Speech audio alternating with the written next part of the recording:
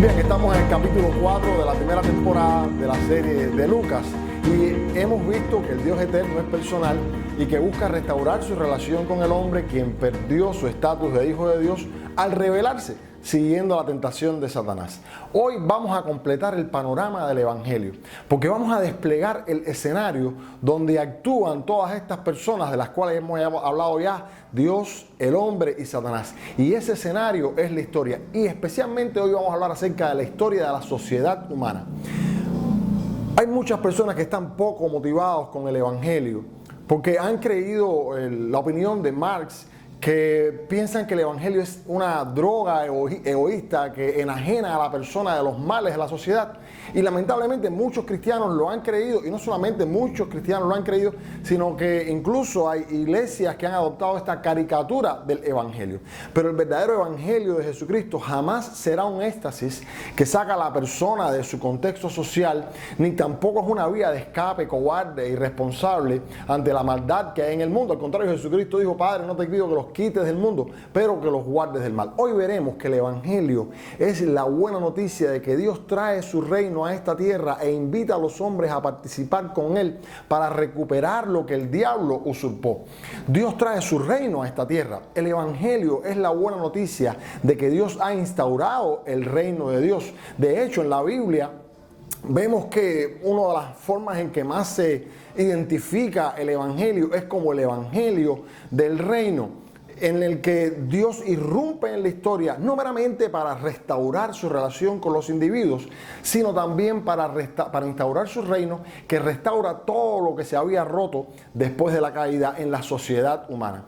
Dios sí, por supuesto, es un Padre amoroso que se ocupa de cada uno de sus hijos individualmente, pero eso no quiere decir que olvide a la sociedad humana como un todo, porque Dios creó al hombre en sociedad. Él lo hizo varón y hembra. De hecho, cuando los teólogos analizan que Dios hizo al hombre a su imagen y semejanza, muchos de los intérpretes dicen que se refiere al aspecto de la comunidad de Dios. Sí, porque Dios es en su Trinidad es una sociedad suficiente en sí misma. Así que una comprensión correcta del Evangelio impacta no solamente la vida del individuo, sino que también impacta la vida de la sociedad. ¿Qué pruebas hay de esto? ¿Qué pruebas hay bíblicas de que el Evangelio impacta a la sociedad? Bueno, hay muchas, pero creo que la más obvia de todos es que Dios envía a su Hijo como el rey de ese reino que se está instaurando. Cuando el ángel le dice a María: vas a tener un hijo, usa estas palabras: este hijo será grande, será llamado Hijo del Altísimo, el Señor le dará el trono de David su padre y reinará para siempre en la casa de Jacob, y su reino no tendrá fin jamás. En Lucas capítulo 4, versículo 43, ya terminando ese capítulo, Jesús dice: es necesario que también vaya a otras ciudades y anuncie el evangelio del reino de Dios, porque para esto el Padre me ha enviado. Ahora, hay otros indicios en Lucas que nos demuestran que el evangelio tiene un impacto social. Uno de estos indicios son los nombres de los gobernantes. Los primeros 4 capítulos de Lucas, que son en los que nos hemos detenido en estos primeros 4 capítulos de la primera temporada de esta serie, nos llena de nombres de gobernantes del tiempo de Jesucristo. Y muchas personas dicen: claro, como es un libro histórico, entonces da todos estos nombres para ubicar cronológicamente la historia. Y por supuesto lo hace para eso. Pero obviamente Lucas también tenía otros propósitos más allá que los propósitos cronológicos, porque habla exhaustivamente de personajes de la dinastía herodiana, habla de Pilato, habla de los Césares, y llegan no solamente a ser nombres aislados, sino que llegan a ser protagonistas del mismo evangelio. Si el evangelio no fuera el evangelio del reino de Dios, entonces habría pasado inadvertido para estos gobernantes. Si no tuviese implicaciones sociales, jamás habría representado una amenaza para todos estos reyes poderosos. Pero resulta que el evangelio de Jesucristo es el evangelio del reino, que busca restaurar la sociedad. Y eso es demasiado político como para que los políticos lo pasen por alto. Veamos algunas pinceladas. Herodes, este rey del que se habla en Lucas capítulo 1, versículo 5, el rey de la Navidad, se conocía también como el rey de Judea o Herodes el Grande. Era un tipo neurótico, histérico, paranoico, era miedoso y también un asesino. Él mandó a matar a los niños de Belén, todos los que eran menores de 2 años, porque se le había metido en la cabeza que Jesús quería serrucharle el piso. Arquelao, el hijo de este, fue el que lo sustituyó, y la presencia de él obligó a que José, porque José fue un exiliado y Jesús fue un exiliado, ellos fueron unos desplazados culturales, tuvieron que ir a vivir a Egipto y fueron refugiados en Egipto. Cuando se enteraron que Herodes el Grande había muerto, regresaron, pero no pudieron instalarse en Judea, tuvieron que ir a Nazaret, porque ahí estaba Arquelao, el hijo de este Herodes, que no era menos malo que su padre. Después habla de Herodes Antipas. Es mucho más protagónico. Era un tipo corrupto. Él fue el que encarceló y decapitó a Juan el Bautista. Denunciaba las inmoralidades y las maldades de este Herodes Juan, y eso inquietó tanto a Herodes que finalmente lo encarceló y lo decapitó. Era un psicópata, un megalómano, que fue el que estuvo muy involucrado junto con Pilato en aquel juicio amañado contra Jesucristo, que al final dio al traste con la crucifixión. El otro Herodes es Agripa I. Este es nieto de Herodes el Grande. Miren, mató a Jacobo, que era el líder de la iglesia en Jerusalén, el hermano de Juan, uno de los apóstoles. Y no mató a Pedro, porque un ángel lo liberó justo antes de que Agripa decidiera matar a Pedro también. Se obsesionó tanto con los cristianos que pretendió tener la misma estirpe de los cristianos y quiso hablar como los cristianos, palabra de Dios con toda la autoridad que hablaba Juan, la palabra de Dios con toda la autoridad que hablaba Jesucristo, la palabra de Dios con toda la autoridad que hablaba Pedro o Esteban, la palabra de Dios. Él también quiso hablar como si estuviese hablando la palabra de Dios, y bueno, Lucas, que es médico, dice que murió instantáneamente comido de gusanos.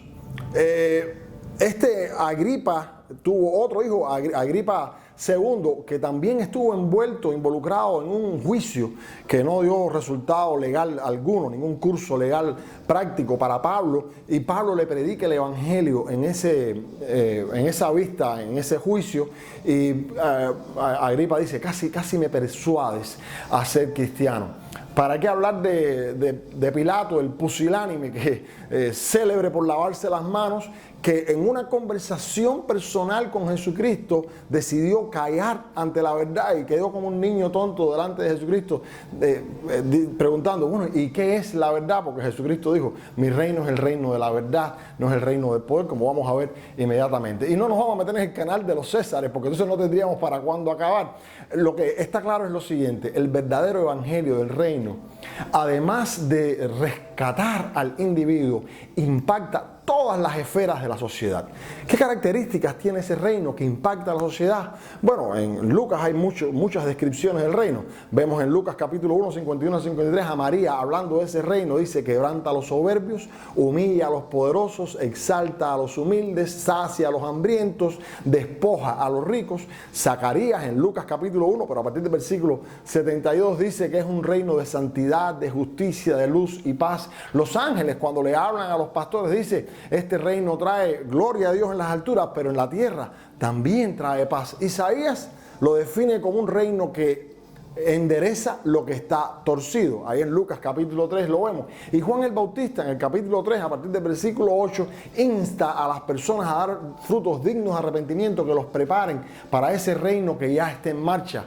Le preguntan a las personas cómo debemos conducirnos, cómo debemos comportarnos como ciudadanos de ese reino. Y él les dijo, bueno, hagan obras dignas de arrepentimiento, compartan la ropa con los que no lo tienen, compartan el alimento con los que no lo tienen. Él también venían los empleados públicos y le decían, no acepten soborno. Venían los policías y le decían, no sean corruptos. Venían los dirigentes y le decían, no abusen del poder ni extorsionen a las demás personas. Y Jesucristo, cuando describe ese reino que él viene instaurando en el capítulo 4, el último capítulo que hemos estado estudiando en esta primera temporada, dice que es un reino que trae las buenas nuevas a los pobres, que atiende a los afligidos, que libera a los cautivos y que da un año agradable para la sociedad.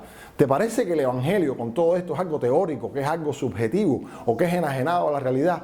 Miren, ningún partido político actual en el mundo tiene una agenda tan práctica como esa. La causa por la cual crucificaron a Jesucristo, de hecho, fue una causa política. En este cartel que muchos leen, INRI, Jesús Nazareno, Rey de los Judíos, lo puso en 3 idiomas, en griego, en hebreo, en latín, para que todo el mundo leyera que la causa por la cual habían crucificado a Jesucristo era una causa política. La persecución del cristianismo a lo largo de todos estos 20 siglos ha sido en la mayoría de las veces una persecución política. Pero la pregunta más desafiante, después que hemos demostrado esto, que el evangelio, aunque tiene un impacto individual, también tiene un impacto social, la gran pregunta que tenemos que hacer no es cómo se establece ese reino, cómo funciona ese reino, cómo espera ese reino impactar y transformar la sociedad.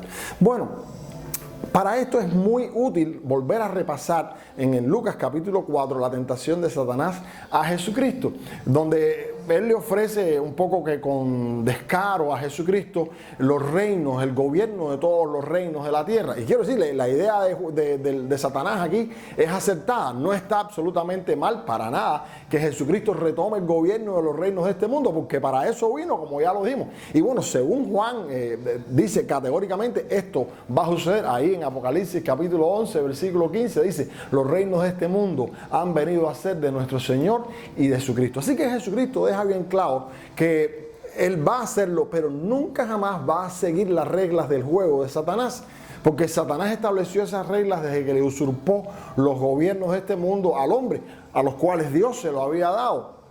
Sino que Jesucristo dijo, yo voy a seguir las normas del reino de Dios según el Padre y no amañadas como tú me lo estás sugiriendo, le dice Jesucristo a Satanás. Así que en el resto de todo este capítulo, e incluso lo podemos ver a lo largo de todo el Evangelio, Lucas está constantemente estableciendo una comparación de la forma en que Satanás obliga a los hombres a administrar la sociedad a través de los poderes militares, políticos, económicos, y la manera en que Jesucristo establece ese reino.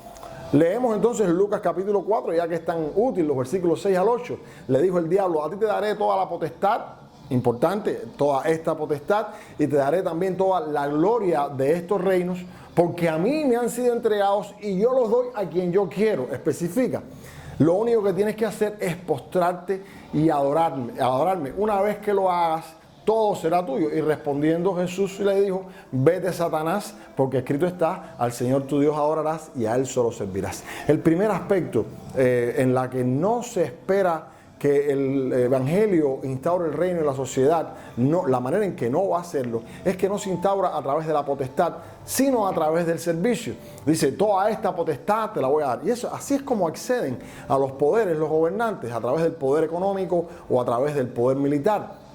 Para Pilato estaba bien claro en aquella conversación, por eso quedó como medio perdido y desconcertado cuando Jesucristo le dice, no, mi reino no es de este mundo. Si mi reino fuera de este mundo, mis servidores estarían peleando por mí para que yo no fuera entregado a los judíos, pero no te preocupes que mi reino no es de este mundo. Y lo que estaba queriendo decir no era que estaba renunciando a los reinos del mundo, porque entonces estaría equivocado todo lo que dice el resto de la Biblia y Juan, como acabamos de leer en Apocalipsis. Lo que estaba diciendo, la forma en que yo administro la sociedad y la manera en que el evangelio del reino va a cambiar la sociedad, no es según las maneras en que ustedes los políticos lo hacen por la influencia de Satanás. Tú sigues las reglas del juego que Satanás estableció, pero yo sigo las reglas del reino de Dios, que son totalmente diferentes. Eso ya se lo había aclarado a los discípulos ahí en Lucas capítulo 22, 25 al 26. Le dice, los reyes de las naciones se enseñorean de ellas, pero el reino de Dios se establece a través del servicio. Y tuvo que volver a aclarárselo cuando sacaron las espadas en el momento que estaban llevándoselo ahí en el huerto de Getsemaní, y le dice, oye, guarden las espadas. ¿Acaso ustedes no piensan que yo podría orar ahora mismo al Padre y Él me mandaría 12 legiones de ángeles para estar conmigo? Porque la forma en que hacemos la sociedad, la manera que el reino de Dios, el evangelio de Dios hace polis, hace ciudad, hace política, mejora la sociedad, no es a través de la fuerza, del dominio militar o del dominio económico, sino a través del servicio. En otra ocasión, los fariseos trataron de espantar a Jesucristo de una de aquellas aldeas y le dijeron, mira, entérate de esto, Herodes Antipas está tratando de matarte y quiere arrancarte la cabeza también a ti. así que mejor te vas ahora. Y Jesús le respondió, mira, vayan y díganle a aquella zorra, lo llamó así zorra, que yo estoy estableciendo el reino de Dios a la manera que se establece el reino de Dios. Yo no estoy haciendo nada que realmente lo afecte a él. Yo lo que estoy haciendo es echando demonios y él no puede echar fuera demonios. Yo estoy haciendo curaciones, él no puede hacer curaciones. Yo estoy sirviendo al pueblo. Aparte le dice, no te desesperes, nos vamos a ver en Jerusalén y ahí entonces tú harás lo que has aprendido a hacer del diablo y lo has aprendido también de tus padres, que en tu gobierno, pues allí me vas a matar, pero no en el tiempo que tú quieras ahora, sino en el tiempo que Dios establezca. Así que el evangelio del reino se establece en una nación por el servicio, jamás por el poder político, jamás por el poder militar. Si estás cansado de las farsas políticas y quieres hacer algo que valga la pena, escucha esto, Jesucristo te está invitando a su grupo, Jesucristo te está invitando a su ejército a hacer el reino a través del servicio a las personas necesitadas. En segundo lugar, no es a través de la gloria o la fama, sino a través del poder de la palabra. Bueno, le dice Satanás en la tentación, a ti te daré toda esta gloria. Ya le había dicho, a ti te daré todo este poder. Y ahora dice, a ti te daré toda esta gloria. Porque así lo hacen los gobernantes. Acceden muchas veces al poder, a los gobiernos, a través de la gloria, de la fama. Buscan hacerse famosos de alguna manera. En muchas ocasiones es a través de los medios, a través de las mentiras. Pero Jesucristo enseña que los que tienen autoridad sobre las naciones también son llamados bienhechores. O sea, dan una idea de que son gente buena. Manipulan constantemente la información. Quedan como los salvadores y cuando ejercen dominio y autoridad sobre los pueblos, al final lo que hacen es escalpar los pueblos, empobrecer a los pueblos, los defraudan y los pueblos se quedan frustrados porque dicen todo eran puras patrañas, eran pamplinas. Sin embargo, vuelven a caer en el ciclo cuando el evangelio del reino se está instaurando y las personas que encuentran el evangelio del reino dicen, esta es la forma en que realmente puede mejorar nuestra nación. Por eso Jesucristo le advierte a sus discípulos, cuidado, no aprendan las malas mañas de las políticas satánicas que se han insertado como si fuera una levadura en la masa dentro de los grupos fariseos o incluso dentro de las conductas de Herodes. Ahí eso lo encontramos en Marcos capítulo 8, versículo 15. Ustedes, le dice a los discípulos, hablen las palabras poderosas de la verdad. El estilo de Jesucristo es totalmente diferente. Vemos en Lucas capítulo 4, versículo 36, que las personas lo reconocían y decían, este tipo habla palabras que son de autoridad y de poder. Sí, la autoridad viene por conocer la verdad. Y no solamente por conocerla, sino por hablar la verdad. Tú te puedes dar cuenta cuando una persona habla con autoridad porque tiene conciencia, tiene conocimiento, tiene argumento de causa, te está hablando sólidamente, está hablando con argumentos que son irrebatibles, dice esa persona tiene autoridad. Por supuesto, a estos sólidos argumentos, normalmente los religiosos, los políticos, no solamente de aquella época, sino también de esta época, reaccionan con violencia, reaccionan gritando, reaccionan tapándose los oídos. O sea, cuando veas a una persona gritando y tratando de con esos gritos apagar los argumentos de otra persona, probablemente tienen una idea de que por ahí no hay personas que tengan autoridad porque no tienen la verdad. Sucedió con Juan y bueno, Herodes lo mató. Sucedió con Esteban y lo apedrearon. Sucedió con Pedro, sucedió con Pablo y ha sucedido con cualquiera que sigue el estilo de Jesús, que habla con autoridad. Pablo asegura, nada podemos contra la verdad, sino por la verdad. Primero a los Corintios capítulo 13, versículo 8. La palabra que hablamos es la palabra de verdad. Palabra poderosa que cambia las cosas. Los políticos hablan mucho y no solucionan absolutamente. Son mucho ruido y pocas nueces. Pero cuando Dios dice, sea la luz, entonces se hace la luz porque es una palabra poderosa. Nosotros predicamos la palabra de poder que libera, sana y restaura. Y los que hemos conocido el mensaje del evangelio sabemos el poder que hay en esa palabra. Y en último lugar, el reino del evangelio, el evangelio del reino no se establece en este mundo y en esta sociedad por la corrupción, sino por la integridad. ¿Cómo hacen los gobernantes? Bueno, caen en la trampa en la que no cayó Jesucristo. Satanás le dijo a Jesucristo, si tú te doblegas y me adoras, entonces todo esto va a ser tuyo. Entonces, lo que hacen los gobernantes básicamente es que le venden el alma al diablo. Si postrado me adoras, si transiges un poco, si miras al otro lado, entonces tendrás el poder y la gloria que yo tengo, dice Satanás, y que tú tanto deseas. Pero si haces eso, como todos los políticos en la historia, terminan en la miseria y en la muerte. No es de extrañar que la silla de los gobiernos a través de la historia, no solamente en tiempos de Jesucristo, sino hasta ahora, siguen mayoritariamente, en escasos casos, para gloria de Dios se ve, y siempre se ve producto de la presencia significativa del Evangelio en la sociedad.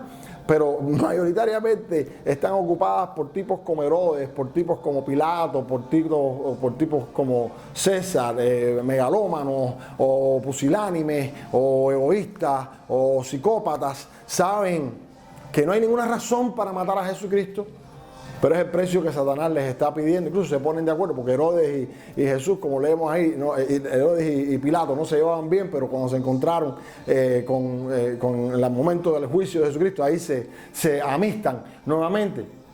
Saben que está mal matar niños antes de nacer, pero hay que satisfacer las demandas de los que pagan, y entonces aprueban el aborto en las naciones. Los políticos actuales saben que la ideología de género es totalmente ilógica. No hay una razón lógica que respalde, ni científica, ni biológica, que respalde la ideología de género, pero hay que transar, porque esa es la única forma en que yo me puedo mantener en el poder.